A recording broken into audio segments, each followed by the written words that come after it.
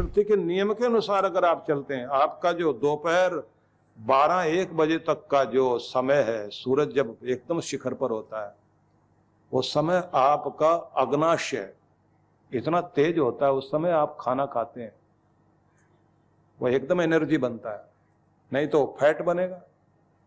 और अगर उसके बाद आपने खाना खाने के बाद फ्रिज का पानी और पिया और साथ में कोई कोक वोक और रख लिया साथ में, एसिडिटी शुरू होगी।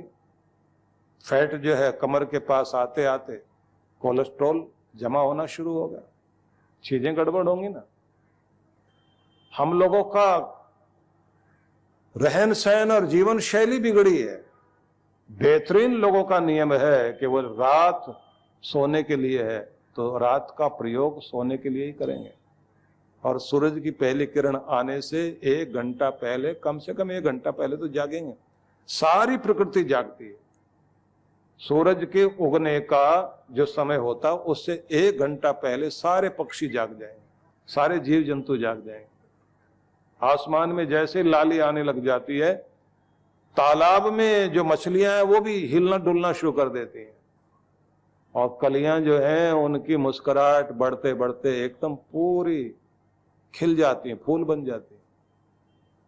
और वो जो ओस पड़ी हुई होती है घास पर, जैसे सूरज की किरणें आती हैं तो सूरज की किरणें उनको चुनना शुरू करती है, एक एक मोती को।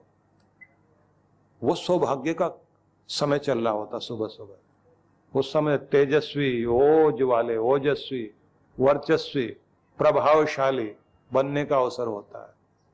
उस समय में जितना आप सैर करेंगे, प्राणायाम करेंगे, टहलेंगे, वो सौभाग्य जगाने का सबसे सुंदर अवसर है।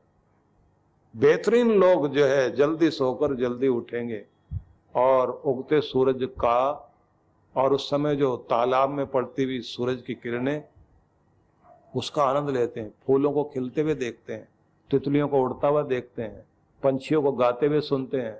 उस समय खुद भी पूरे शरीर के अंदर अपना ब्लड सर्कुलेशन ठीक ढंग से काम करे, और आपके शरीर को लचीला बनाने के लिए, आप फ्लेक्सिबल अपनी बॉडी को बनाने के लिए फिर आप कुछ स्ट्रेचिंग करेंगे, कुछ योगासन करेंगे, प्राणायाम करेंगे। और वो समय होता है जब आप अपने मस्तिष्क को और ज़्यादा शांत और सहज करते हैं। उसी समय में आप अपने पूरे दिन की अच्छी योजनाएं बनाते हैं और भगवान से प्रार्थना करते हैं उस समय, नई शक्ति देना, एक अच्छा अवसर आज का मुझे मिला, मैं इसका बढ़िया उपयोग कर सकूं। तो जो अपने मस्तिष्क का नवीनीकरण करना चाहते हैं, दिमाग को नया बनाना चाहते हैं, वो नया पढ़ते हैं, नया सोचते हैं, नया करते हैं और प्रेरणा देने वाले लोगों के साथ बैठते हैं। विदेश में आप कुछ भी, किसी का लेक्चर भी अटेंड करने जाओगे तो वहां पैसे ही लगते हैं, सीधे सीधे, फ्री में कुछ नहीं सिखाया जाता। हमारे यहाँ कितना भी अच्छा ज्ञान दिया जाए, हम लोग उसकी कदर नहीं कर पाते, क्योंकि हमारे यहाँ फ्री में व्हाट्सएप पे तो ज्ञान वैसे ही बढ़ता है, नाई की दुकान में, पान की दुकान में, सब जगह बहुत ज्ञान बढ़ता है। और ज्ञान किसी का लेते नहीं हम लोग, क्योंकि हम तो सब बताने वाले लोग हैं। लोगों के पास इतने तरीके हैं, मिर्गी से लेकर कैंसर तक का इलाज हर एक आदमी को पता है इंडिया में। आप देखें ना, किसी को अगर चक्कर आ जाए, मिर्गी आ जाए, तुरंत आदमी जूता उतार लेता है अपना। उसको लगता है बस यही एक इलाज है, जूता सुंघाओ, जूते से तो भूत सीधे हो जाए, आदमी क्यों नहीं सीधा होगा। हम लोगों ने पता नहीं क्या क्या सीख रखा है। और सबसे ज्यादा दुखद बात यह है, दुनिया के 5 देश सबसे ज्यादा खुशहाल माने जाते हैं। अमेरिका खुशहाल देश नहीं माना जाता। हैरानी होगी आपको।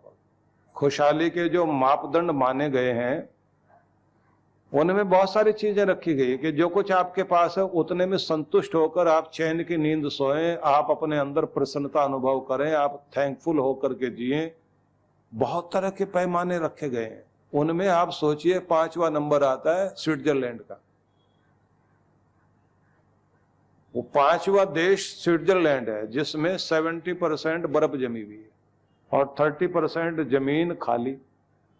अब जिस देश में बर्फ ही बर्फ हो और हो इतना सा देश, उसमें से भी जगह नहीं बची, उसके बाद भी वो खुश रहते हो। थोड़ा है, थोड़े के बाद भी अच्छे ढंग से जिंदगी गुजार ले आदमी, हंस बोल करके आनंद में जीवन व्यतीत कर सके। जीने की कला उसे कहा जाता है। आपके पास कितना धन है इससे कुछ नहीं फर्क पड़ता। आप कितने खुश हैं, कितनी चैन की नींद लेते हैं, आपकी सेहत कितनी अच्छी है, आपके घर में कितना प्यार है, आपके सिर पर कोई कर्जा तो नहीं है, आप किसी दबाव में तो नहीं जीते, आपके अंदर कोई टेंशन तो नहीं है, कोई स्ट्रेस लेकर तो नहीं आप जी रहे, आपके अंदर कोई डर तो नहीं है, आपके चेहरे पर चिंता के प्रभाव तो नहीं है, आपका फर्ज पूरा हो रहा है, आप खुद आगे बढ़ रहे हैं, अपने देश को आगे बढ़ा रहे हैं, आपका समाज आगे बढ़ रहा है, आपके रिश्ते नाते अच्छे हैं। हैरानी की बात है, हमारे पास वाले देश नेपाल, वो हमसे बेहतर हालत में। मतलब मैं उस नाते से नहीं कह रहा उनके पास साधन कितने हैं, वो हमारे पैसे, हम लोग वहां सहायता देते हैं, बात वो नहीं मैं कह रहा हूं। जो आंकड़े आए हैं उन आंकड़ों में बताया गया है कि वो कम साधन में समस्याओं के बीच भी ज्यादा खुश हैं। पाकिस्तान को भी अच्छा बताया गया, जहां बम फूटते हैं रोज।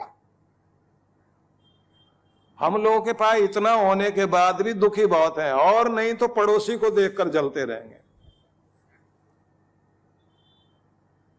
हम लोगों की तो हालत ये है कि अब तो बिजली लगभग सभी के घरों में आने लग गई ठीक ठाक। नहीं तो लोगों की हालत हुआ कि किसी के घर में लाइट नहीं आए ना, बिजली नहीं आ रही हो, लाइट चली गई हो, पावर कट हो गया हो, तो लोग फोन करके डिपार्टमेंट को नहीं पूछते, बेटे से कहते हैं जरा पड़ोस वाले की देख के आए उसकी आ रही या नहीं आ रही। और अगर पता लग जाए पड़ोस वाले के यहाँ भी अंधेरा, तब कहते हैं चुप होके बैठो, अपने आप आ जाएगी आराम से। मेरे घर में अंधेरा तो बराबर वाले में भी होना चाहिए। हाँ, अगर बराबर वाले के पास लाइट आई हुई और हमारे पास नहीं है तब तो मुश्किल है, फिर तो फोन करना ही पड़ेगा, नहीं तो संतुष्ट हो जाएंगे एकदम। इतने में ही मान लेते हैं चलो अपना काम खराब है। जैसे लोगों को कहते हैं ना कि बिजनेस कैसा, बोले साहब बहुत खराब है, और जैसे उनको कहते नहीं आजकल तो लगभग सभी लोग थोड़े दबाव में है, तब ठंडी सांस लेके कहता है अच्छा जी सबका ही है ना। हाँ सबका ही है। यहां तो समस्या वही है, मेरी कमीज से उसकी कमीज सफेद क्यों, ज्यादा सफेद दूसरे की होनी नहीं चाहिए। जलने की समस्या बहुत है हमारे यहां, हम खुश रहने को तैयार नहीं है। जलना जलाना, दुखी रहना, दबाव लेते रहना, खुशहाली भूल गए। और सबसे बड़ी कमाल की बात तो ये, बिना बात के दौड़ रहे हैं। और कुछ लोगों की तो आदत ऐसी है, उन्हें तो घर जाना पड़ता है, नहीं तो बस चले तो दुकान में बिस्तर लगा के बैठ जाए वो, क्योंकि उनको लगता है पता नहीं ग्राहक कब आ जाए। तो क्या करोगे भाई ऐसी जिंदगी का, जिसमें न शांति, न चैन, न सेहत ठीक है, न प्रसन्नता है, न घर में प्यार है, बच्चों के लिए भी टाइम नहीं दे पा रहे हो, खुद के लिए भी टाइम नहीं दे पा रहे, कहीं जा भी नहीं पाते। गुजरात में एक बात आपको देखने को मिलेगी, वो लोग जो है 1 महीना कम से कम दिवाली के बाद घूमने जरूर जाते हैं। और दूसरी बात देखने को मिलती है, शनिवार रविवार घर से बाहर निकलेंगे, खाना वाना भी बाहर ही खाएंगे, पत्नी को भी कहेंगे बहुत चूल्हा चक्की हो गई, अब 2 दिन तो बाहर ही बाहर खाएंगे, घर में नहीं बैठना। घूमना फिरना खूब चलता है। तो मैं जल्दी जल्दी कुछ बातें कहूंगा क्योंकि टाइम नहीं रहा हमारे पास, केवल जो समय था वो तो पूरा हो ही गया। 5-7 मिनट में कुछ चीजें मैं आपसे कहूंगा। एक बात, अपने मस्तिष्क का नवीनीकरण करने के लिए नया सीखना जारी रहना चाहिए। दूसरी बात, जिंदगी में परमात्मा अवसर देता है, सीधे हाथ में आकर नोट नहीं पकड़ाता। चांस जीवन में जो मिलता है उसका अगर सही उपयोग करना आप सीख गए तो आपका भाग्य जाग जाएगा, और अगर आप उपयोग करना नहीं जानते तो आपका भाग्य आपके दरवाजे पर दस्तक देकर भी चला जाएगा। इसलिए अवसर का फायदा लेना सीखिए। अवसर का फायदा वो लेते हैं जो पहले से उसकी तैयारी करते रहते हैं। पहले से तैयारी करते रहिए, एक न एक दिन अवसर आपके सामने आएगा और वो आपको शिखर पर पहुंचा देगा। पहुंचाएगा उन्हीं को जो उसके लिए पहले से योग्यता बनाकर रखते हैं, अपने आप को तैयार रखते हैं। तो उनको जैसे अवसर मिलेगा कमाल हो जाएगा। कोई संगीत की प्रैक्टिस करता रहा, एक बार चांस मिला, कमाल हो जाएगा। कोई किसी फील्ड की तैयारी करता रहा, एग्जाम दिया, चमत्कार होगा जरूर। किसी भी क्षेत्र में आप काम करते रहिए, तैयारी करते रहिए, अवसर जब आए तो लपक लो उसे। अवसर का फायदा तभी लेगा आदमी जब उसके लिए तैयार होगा। परमात्मा जिंदगी में 3 महत्वपूर्ण अवसर हर एक किसी को देता है। वो अवसर जब आदमी के हाथ में होते हैं और उस समय किसी ने उसका फायदा उठा लिया तो जिंदगी इतनी कीमती हो जाती है। एकाएक धनी, एकाएक शिखर पर पहुंचा हुआ आदमी, एकाएक ऊंचाई पर पहुंचा हुआ आदमी। इसलिए अपने को हर पल तैयार करते रहें। तीसरी बात, ये संसार और ये जीवन एक विद्यालय की तरह है जहां जीवन भर आपको शिक्षा लेनी होती है और हर दिन ही परीक्षा भी होती है। परीक्षा में वही उत्तीर्ण रहते हैं जिनकी पहले से तैयारी होती है, क्योंकि स्कूल में पढ़ाने के बाद परीक्षा ली जाती है। जिंदगी में तो बिल्कुल उल्टा होता है। यहाँ परीक्षा पहले ली जाती है, शिक्षा बाद में दी जाती है। ठोकर लगी, सीखा क्या, झगड़ा हुआ, सबक क्या मिला, गलती हुई, शिक्षा क्या मिली, बीमार पड़े तो शिक्षा क्या मिली, क्या खाया था, गलत खाया था, कैसे खाया था, कैसे खाना चाहिए था। जिंदगी में हर पल ठोकरें सिखाएं, इससे अच्छा है ठोकर खाने से पहले अगर सीखना चाहते हैं तो हर रोज दिमाग को खुला रखिए, नया पढ़ना जानना जारी रखिए। और अगली बात मैं आपसे कहूँगा, अच्छी कल्पना करिए जिससे आप अपने सपने बुन सकें और फिर उन सपनों को आप पूरा कर सकें। जब आप सपना देखते हैं कि मैंने ये करना है, ये बनना है, यहां तक पहुंचना है, तो तैयारी करोगे आप, संभावना आएगी सामने।